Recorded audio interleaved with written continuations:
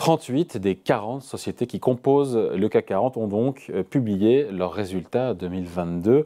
Un cru qui se solde avec plus de 150 milliards d'euros de bénéfices, un chiffre sans précédent. Bonjour Philippe. Bonjour David. Philippe Escande, éditorialiste au Monde. Récolte exceptionnelle donc, 152 milliards d'euros sur 2022, bénéfices cumulés, c'est 15 de plus que l'an dernier, enfin que l'an passé, donc pour 2021. Et on se dit malgré, voire un troisième malgré l'inflation, malgré les hausses de taux d'intérêt et malgré la guerre en Ukraine. C'est dingue Oui, quand même. tout à fait, c'est ça qui frappe d'ailleurs, hein, c'est cette espèce de contraste entre une situation que les gens dans leur très grande majorité vivent comme difficile. Il y a effectivement un conflit en Europe, il y a une inflation qui est en train de ronger le pouvoir d'achat, il y a des gens qui sont dans la rue au sujet de la réforme des retraites. Il y a un contexte qui est donc un peu anxiogène, et d'ailleurs l'anxiété des gens est manifeste. Et puis de l'autre côté, il y a ces résultats qui sont extrêmement impressionnants.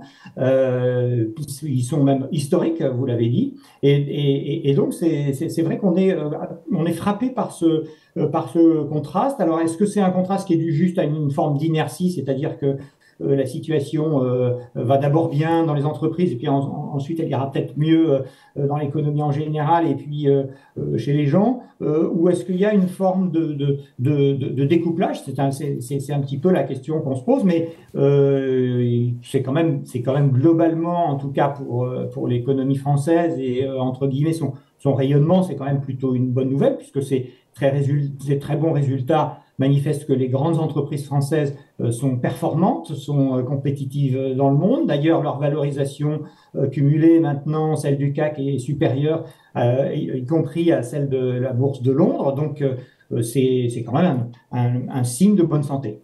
Après, en quoi cette flopée ou ces tombereaux de milliards de bénéfices, en quoi ça irrigue l'économie française? En quoi ça contribue positivement à l'économie locale dans l'Hexagone? Alors, c'est effectivement une très bonne question. C'est bien d'avoir des très grands groupes, mais finalement, quel est leur apport à l'économie française? Alors là, on peut dire sur l'aspect positif, hein, ce sont des groupes de très grande taille qui emploient plusieurs millions de personnes. Hein. C'est pas très facile d'avoir les effectifs français. On sait qu'au total, elles emploient plus de 5 millions de personnes, les sociétés du CAC 40. Simplement, comme il y en a beaucoup qui sont très internationales et que ces effectifs sont mondiaux, c'est un petit peu plus compliqué. Mais ça emploie quand même beaucoup de gens. Ce sont en général dans ces entreprises des gens qui sont plutôt bien payés, qui vont d'ailleurs récupérer de l'argent avec les bons résultats de cette année. Et puis, en indirect, évidemment, c'est-à-dire le tissu, les sous-traitants et l'ensemble du tissu des sociétés de services, etc. Ça fait travailler un très grand nombre de gens. Et d'ailleurs, il faut noter que le taux de chômage n'a jamais été aussi bas en France, et il y a quand même un lien entre ces deux choses-là. Après, il y a quelques aspects négatifs. Il y a un peu la partie un peu plus sombre des grandes multinationales françaises. Elle se décline finalement peut-être, en tout cas, on pourrait soulever trois points qui donnent matière à débat. C'est d'une part, elle porte une responsabilité dans les délocalisations massives. On pense notamment à l'industrie, hein, et notamment à l'industrie automobile. Hein. Il y avait quand même presque 40% des gens dans les années 70 qui travaillaient pour l'industrie. Aujourd'hui, c'est plus que 10% des salariés. Et puis, le deuxième point, c'est que ce sont des entreprises très puissantes qui ont une capacité d'influence importante, qui font beaucoup de lobbying et donc qui ont une capacité d'influence qui est nettement supérieure à celle des entreprises plus petites. Et puis enfin, il faut quand même rappeler que les grandes entreprises en moyenne payent moins d'impôts par rapport à leurs revenus que les PME, les petites entreprises. Toutes les études qui ont été faites le confirment. Il y a peut-être 4 ou 5 points d'écart entre les taux d'imposition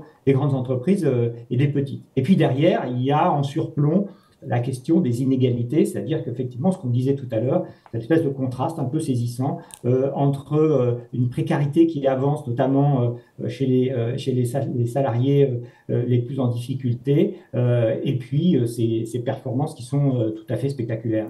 Qu'est-ce qu'on répond à celles et ceux qui disent que la France serait plus prospère sans ces très grandes multinationales françaises? Alors Parce ça, qu'elles écrasent parfois les sous-traitants au travers des délais de paiement, qu'elles font pression pour garder leur marge, elles font pression sur le tissu, encore une fois, de PME qui travaillent pour le compte de ces multinationales. Alors, sur l'aspect négatif, hein, comme je le disais à propos des délocalisations, ces grandes entreprises, la plupart étant très internationales, elles ont une faculté d'arbitrage extrêmement forte de leurs investissements. Et donc, quand c'est jugé non compétitif ou pas assez intéressant sur le plan du marché en France, eh bien, on va le faire au Mexique, en Chine ou même en Espagne. Donc, il y a cet aspect effectivement négatif. Après, est-ce qu'un pays peut se passer de grandes entreprises? Je ne pense pas.